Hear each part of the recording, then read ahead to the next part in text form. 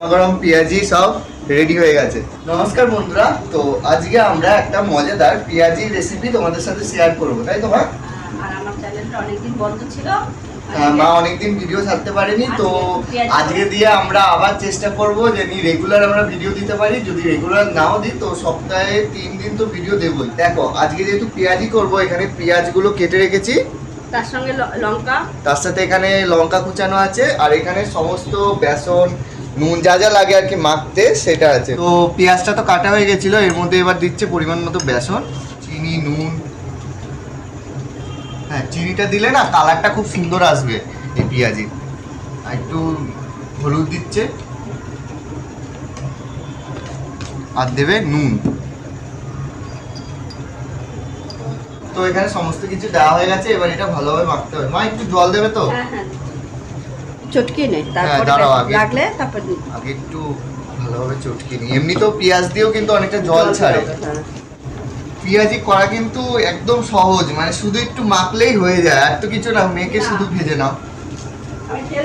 অনেকে বাংলাদেশে এটাকে পেঁয়াজু বলে, জানো মা? তো মা ওইদিকে তেলটা বসাচ্ছে।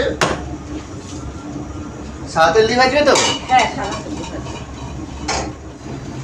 তো এটা অনেকটা মাখা হয়ে গেছে, একটু ইয়ে করতে হবে, আরো সফট হয়ে যাবে এটা মাখতে মাখতে।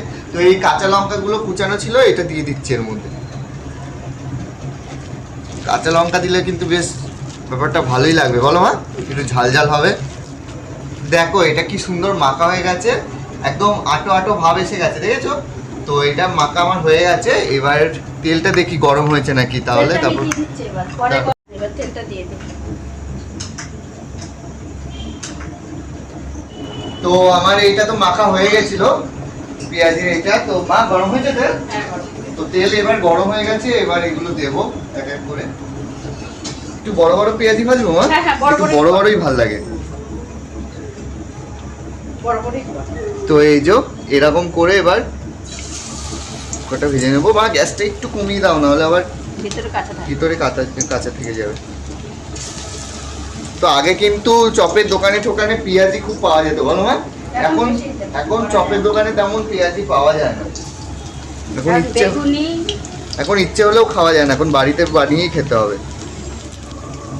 তো এখানে পেঁয়াজিগুলো ভাজা হচ্ছে, দেখো এক পাশ হয়ে গেছে আর এক পাশ উল্টাতে হবে। লাল হয়ে গেছে এক পাশ।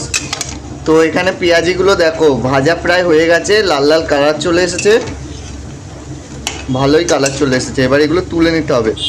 পেঁয়াজি আবার যদি বেশি ভাজা হয়ে যায় না, তাহলে আবার তিতকুটে হয়ে যায়, তো একটু বুঝে তারপর তুলতে হবে। তো পেঁয়াজিগুলো ভাজা হয়ে গেছে বললাম যেমন, মা এবার তুলে নিচ্ছে এগুলো। ঝাঁঝরি দিয়ে তুলছো মা? তেলটা তাহলে অনেকটা ছেঁকে মানে ওঠে। দেখো পেঁয়াজিগুলো কিন্তু দারুণ বড় বড়ই হয়েছে, বলো? হ্যাঁ।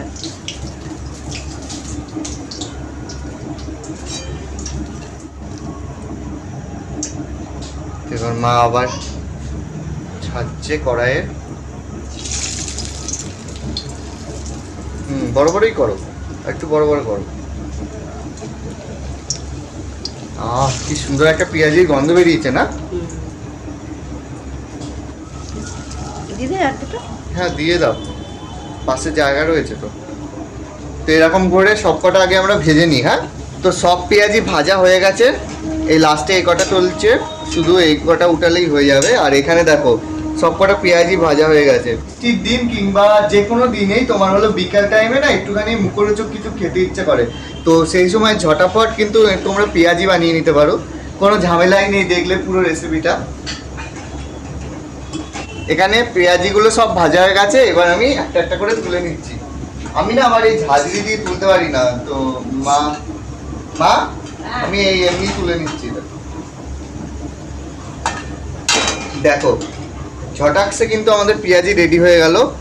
5 মিনিটও সময় না, 5 মিনিট অবশ্যই লেগে গেছে, মানে তোমরা ওই 5-6 মিনিটের মধ্যে পেঁয়াজি তৈরি করে নিতে পারবে যদি সব জোগাড় থাকে।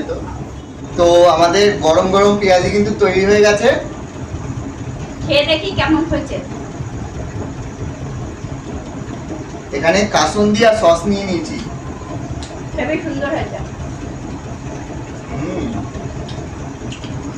দেখো পেঁয়াজিটা আর চালের গুঁড়ো কাঁচা লঙ্কা, আলু।